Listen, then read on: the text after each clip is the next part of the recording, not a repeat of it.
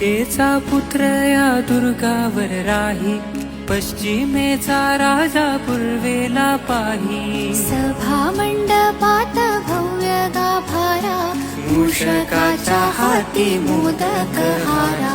धुंदा धुंद विनायक नामक अवतारा, नामक अवतारा.